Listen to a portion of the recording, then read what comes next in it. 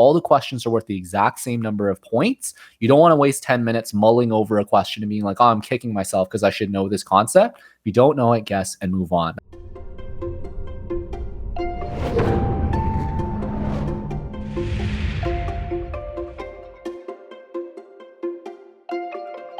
George, back for some more MCAT podcasts. How you doing today? Doing great. Glad to be back. Ready to tackle some discrete questions today.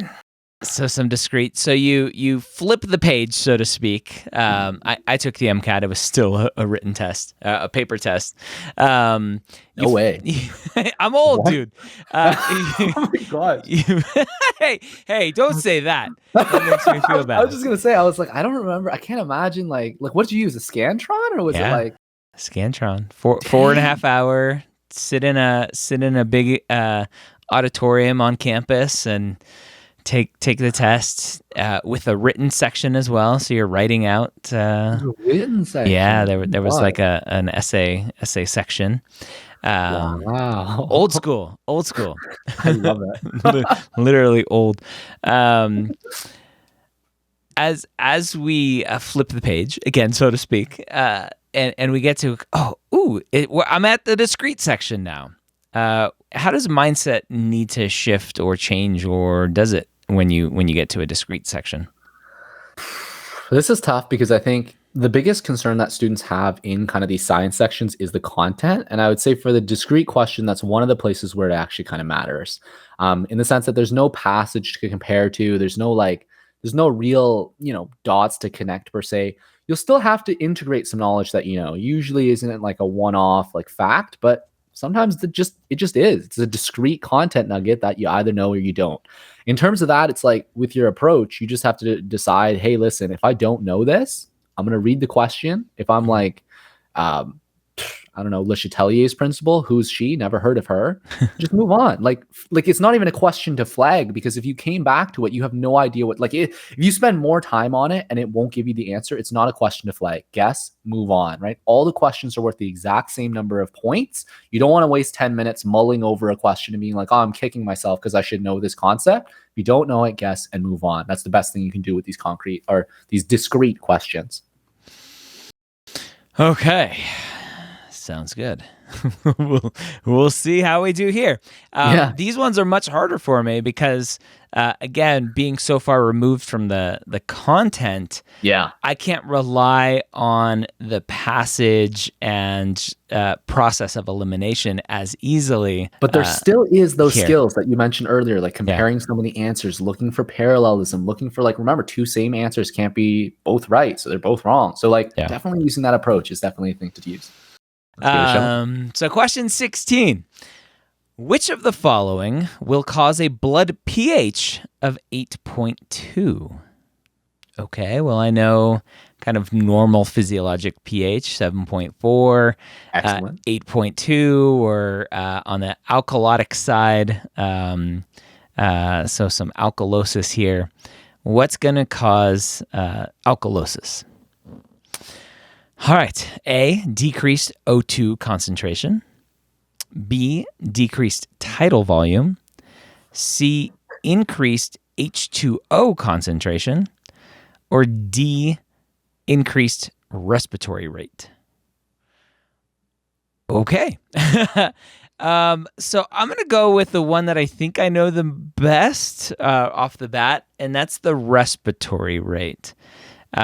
Increased respiratory rate, if I remember correctly, causes an acidosis, not an alkalosis. I don't specifically remember why, but I think I remember that. So again, just based on what I remember potentially, and that may be dangerous, I'm going to get rid of that. So let's use some thought process here. Decreased oxygen concentration. If I have decreased oxygen, I don't know why that would cause an acidosis or an alkalosis. That would just cause some hypoxia. I would just be a little lightheaded because I'm not going to have any oxygen to my brain. And that having decreased oxygen potentially increases your respiratory rate because you're like, I need more oxygen. So potentially A and D are kind of the same answer, at least leading to what's going on. So I'm like, I'll get rid of oxygen because I'm like, I don't really know what's going on there. Decreased tidal volume. So tidal volume, I remember, is like the amount of air that I'm bringing in into my lungs. And if I bring in less air into my lungs, I'm bringing in less oxygen potentially, but I'm potentially also not exchanging as much carbon dioxide, which I think is what's causing the acid buildup. So I think that also is the same answer, where I'm getting to the same place. So I'm like, well, that doesn't seem like it's the right answer either. All right, so maybe by process of elimination, I get to C just because that's the only one left. But let's look at it. It's right, increased H2O concentration. Okay, so water. Obviously, water, if I have too much water in my blood, then I'm going to be diluted. And whatever stuff is in my blood to cause my acid base balance, I'm going to be more diluted. I'm going to be more alkalotic. So, yeah, kind of maybe potentially makes sense. So I'm just going to stick with C. Fair enough. I want to begin by saying that I really love the first paraphrase that you made, right? You took the question, blood pH of 8.2, do those values matter? No. You said, what causes alkalosis? And that's key. So I really love the paraphrase. In terms of the logic, I was like, you had a lot of good stuff in there. And then there's a one, because you said for B, if you don't breathe as much, it gets more acidic. Whereas now, like, I almost challenge you to look back at D. D is the opposite. If you breathe more, your blood still gets more acidic. How is that possible, right? So let's break this. Let's look at this. Oh, I will challenge you on that. Like, tidal volume and rate are not the same. You are correct. You are correct. They're related though. So let's break through this. So let's talk about A. You're absolutely correct. So like, oxygen concentration has no impact on pH. If there's a strange state where we talk about, okay, maybe they're hypoxemic because they're not really breathing, maybe that makes sense. And in that case, if they're not really breathing, just like you said, they're not getting rid of CO2 at the same time. The key here is to remember that higher CO2 in your blood will make your blood more acidic. Mm-hmm.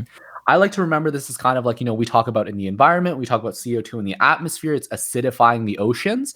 I remember CO2 makes things more acidic. And the reason for that, if you actually look into it, there's like Le Chatelier's principle. It's a bicarb buffer. So H plus HCO3, so the protons plus bicarb makes carbonic acid, H2CO3, makes water and CO2. So there's the spectrum. So really, if you think about it, more CO2 will ultimately push towards more protons. So more CO2 in the blood will make more acid. Mm-hmm. So if we keep that in our mind, the other thing I like to remember that is not really relevant for this question, but really alkalosis and acidosis, there's two states to it, right? We learned this in like med school. There's two mechanisms. It can be respiratory or metabolic. Respiratory means it's at the level of the lungs. Metabolic means it's at the level of the kidneys. But all this is saying is that there's an imbalance in this chemical equation that we just talked about, the bicarbonate buffer. Either you have too much, too little bicarb, or too much, too little carbon dioxide. Mm-hmm. Here, when we glance at the answers, a lot of them do with breathing. We're probably going to deal with our carbon dioxide. So let's look for something. If we're going to predict,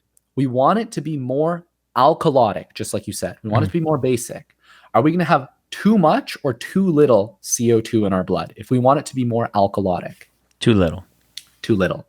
How do we get too little CO2? By blowing it off. Increased respiratory rate. If you're hyperventilating, you're breathing really quickly, you're like, you're getting rid of all your CO2. Your CO2 levels in your blood will fall. That will cause your acid levels to fall as well, which is why the pH increases. So you will actually be, through an increased respiratory rate, you'll cause a respiratory alkalosis. If we look closely at the other one, so increased water concentration, water is kind of a solvent. It's not really, it's neutral, right? It's not basic, it's not acidic. It actually doesn't change the pH at all. The decreased tidal volume, so this is really interesting. Tidal volume means the amount of volume that you breathe normally. So if we graphed it out, it's like the volume you breathe in without like being strained. So just everyday conversation, your normal like, your inhales, right? You're not going to your reserve volumes. You're not inhaling like extra hard. You're not exhaling extra hard. It's your tidal volume. So you can imagine if your tidal volume decreases and you're taking like really small breaths, The result is you'll probably start to like, you're not getting enough out and enough in on each breath. So if we really look at this, if you're not getting enough carbon dioxide out, is your blood going to be acidic or alkalotic?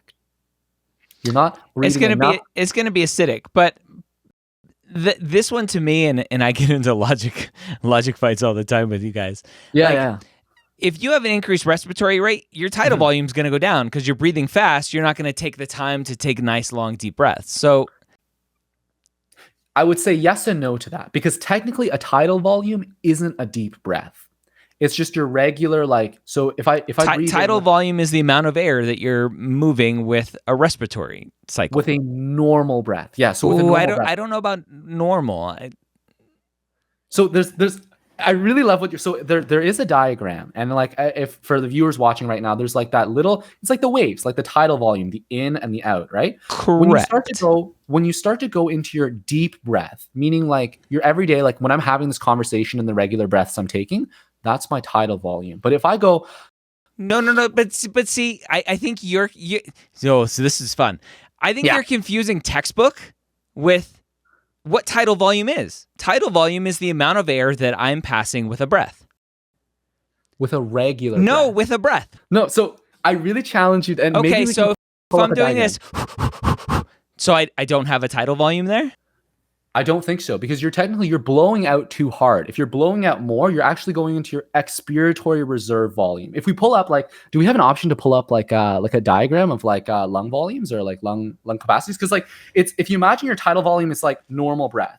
If you go above the tidal volume, so like every time this is the normal amount I breathe, if you go above it, this is now called your inspiratory reserve volume.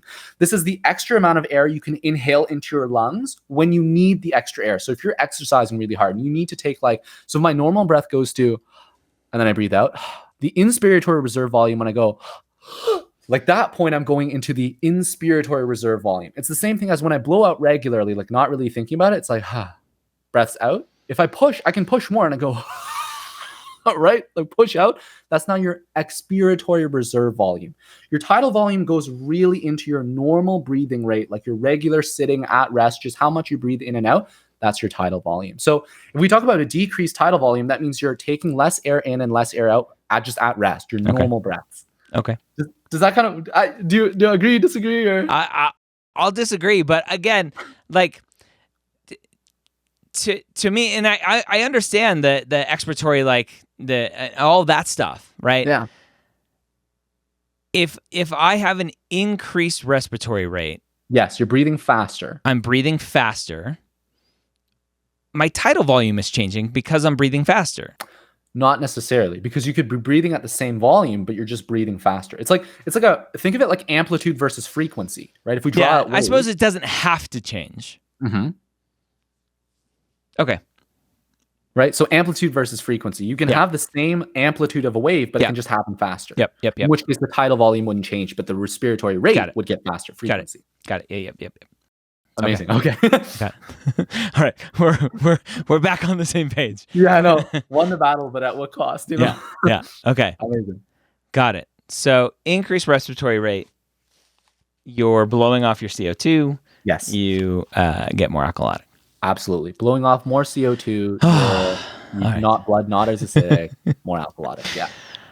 Oh, man. All right. 17. Go ahead. Here we go. Patients with excess fat are more likely to require larger therapeutic doses of which vitamin? A, vitamin B1, B, vitamin C, vitamin D, or D, vitamin B3. This might be a little confusing because like we're saying like A, vitamin B, B, vitamin C, but the answers are vitamin B1, vitamin C, vitamin D, and vitamin B3.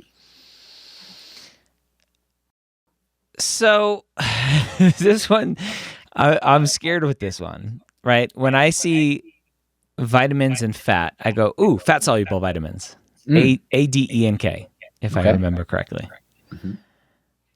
The only one that's A, D, E, and K here is vitamin D. So I'm gonna immediately jump to C, because fat and vitamins, D is the only one that plays a role here. Okay. So I'm going to immediately jump to C because fat and vitamins, D is the only one that plays a role here. So I'm going to immediately jump to C because fat and vitamins, D is the only one that plays a role here. So I'm going to immediately jump to C because fat and vitamins, D is the only one that plays a role here. That's precisely it. You're spot on, right? So you're absolutely right. I think the mnemonic I had was like CADE, like KADE. Just I don't know. It looked like kale. I love kale. It's dumb, but a lot of people have like ADEC, like ADEC ADE, is just like what I you said. remember. Yeah. And so these are the fat soluble vitamins. So this is again a very discrete content nugget that you either know or you don't. So if you come across this question, if you don't know it, guess, move on. Don't even flag it, right?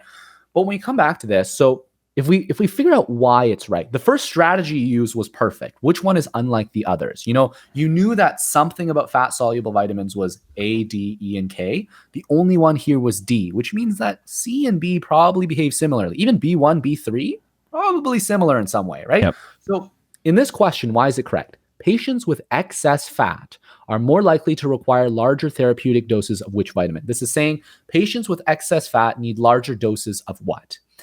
If we come down to it, if it's a fat soluble vitamin, if we ingest the vitamin, and let's just say we have a regular dose, we have a regular dose of our vitamin that's fat soluble, where is it going to go? It's going to dissolve in our fat stores. If it dissolves in our fat stores, is there more or less in our system to have some sort of effect? Yeah, less. There's going to be less. So if there's less, that means we need to increase the dose to account for the fact that it's going to be basically diluted because it's going to shunt into our different tissues. We need to increase the therapeutic dose. We need to increase the therapeutic dose of a fat soluble vitamin for a patient with excess fat to give the same therapeutic value. So that's why in this case, vitamin D would be correct. Vitamin B, all the vitamin Bs and vitamin C are actually the water soluble vitamins. So that's just like a little extra content nugget. But in that case, it would have no interaction with fat, so it wouldn't make a difference. So vitamin D is the correct answer here. I love how neon yellow B vitamins make your pee. Those are fun.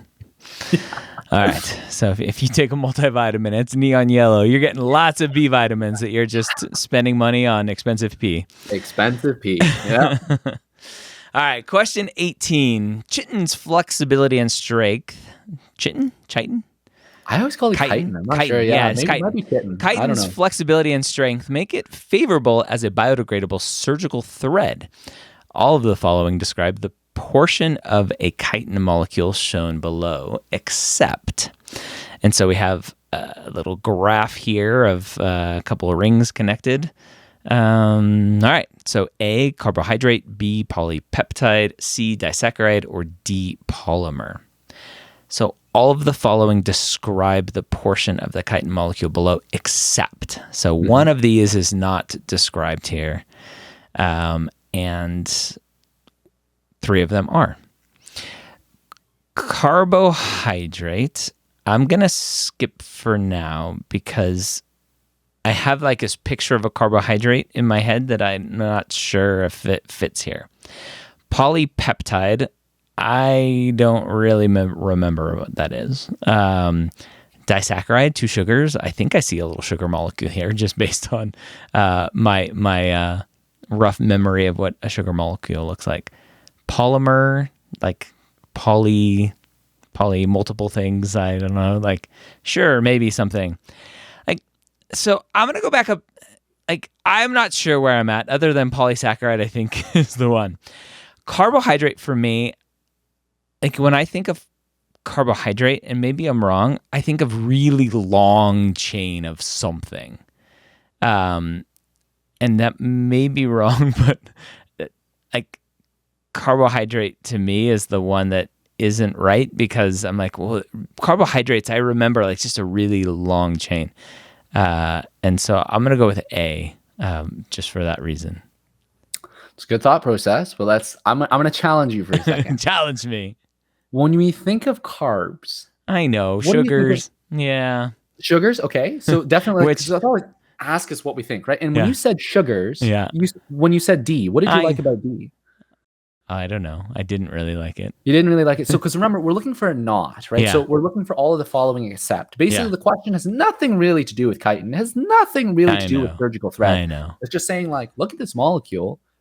Do you see the part here, right? Which one do you not see? So we look at this molecule. We have an accept question. Which do you not see? Not a carbohydrate, not a polypeptide, not a Well, the one I said was disaccharide. I'm like, oh, I kind of like that. And carbohydrate, disaccharide is just 2 sugars. Carbohydrate is a sugar. So Exactly. I definitely picked the wrong answer. So if we break that down, exactly. So I think when I think carbs, I think sugars, right? And you, just like you said, disaccharide means 2 sugars. Yeah. If disaccharide is true, if there's 2 sugars, then you definitely have sugars, right? You definitely have carbohydrates. So we can probably eliminate those 2. Yeah. But now let's look at polypeptide and polymer, right? Polymer, just like you said, multiple things, right? Great. We see it looks like multiple things are attached together. It might be our answer. Polypeptide. You just think of the word peptide. Does that recall anything? Peptide in terms of like macromolecules. Does that relate to anything? Does that ring a bell? Peptide. Well, it does ring a bell. I don't remember looks or shapes or anything. So peptides, do you remember what a peptide bond is? A peptide bond. Yeah, again, I know the name. I don't remember the actual structure. Sure. So peptides, and we actually saw this in a passage earlier. What kind of molecule was that? The 2-chain, like the polypeptide, the 2-chain polypeptide, the toxin. What kind of molecule? Was that a fat, a lipid? Sorry, was that a lipid, a carb, or a protein? The toxin. A couple episodes back. Protein? It was a protein. Yeah. Polypeptides are protein chains. So a peptide bond links amino acids. Yep. So a polypeptide is a bunch of amino acids into like a bunch of like a peptide bonds, like forms a protein ultimately. When we look for proteins, we want to look for a classic, what I call an NCC, an N terminal. So an amino group, a C with an R group, and then a carboxylic acid group, NCC. In this case, when I look here, I don't see any proteins. So for me, the correct answer would be B. If we break it down, so remembering carbohydrates, just if we talk about that structure, I think the long chain, you were probably thinking about either like glycogen or starches, where individual units are very long chains.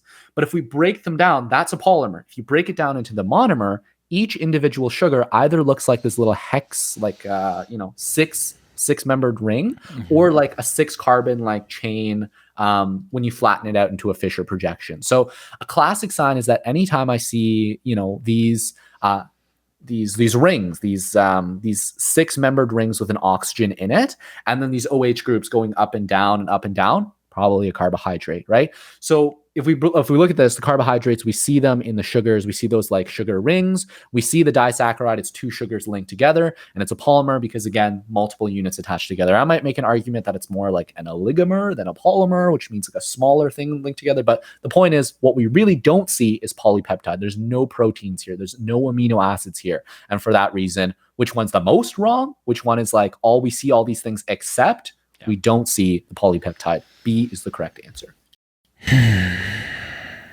All right. I'm struggling. I'm hurting. No, you're doing good. You're doing limping. Great. I'm limping to the finish line. All right. So let's talk about mindset here. Yeah. Again, as a pre-med that I put myself into, having forgotten most of this content.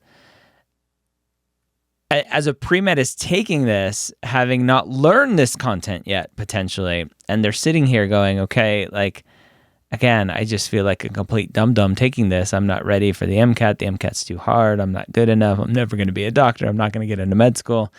How do we break out of that mindset and just negative self-talk? A lot, especially ESL students with cars, a lot of their brain power goes into, I'm reading this too slow. I don't understand this. Oh my gosh, my English is too bad. And they're using all of that brain processing power, thinking all of these negative self-talks instead of just focusing on the passage. Like, how do we overcome that? One of the biggest lessons that I learned in my recent years, because I've always been a bit of a perfectionist, and I think this goes above and beyond just like the MCAT stuff. Like, it's like you said, like we mentioned previously, it goes into the pride, it goes into the ego. You want to do something well, and you don't want to feel like you're inferior when you do something and it doesn't give you the result you want.